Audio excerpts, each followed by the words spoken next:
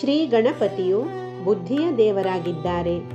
ಗಣಪತಿಯು ನಮ್ಮ ಶರೀರದಲ್ಲಿನ ಪ್ರಾಣಶಕ್ತಿಯನ್ನು ಹೆಚ್ಚಿಸುವ ದೇವತೆಯಾಗಿದ್ದು, ಹಾಗೆಯೇ ಪ್ರಕಾಶ ಭಾಷೆ ಮತ್ತು ನಾದ ಭಾಷೆಗಳನ್ನು ಜೋಡಿಸುವ ಏಕೈಕ ಸೇತುವೆಯಾಗಿದ್ದಾರೆಂದು ನಿಮಗೆ ತಿಳಿದಿದೆಯೇ?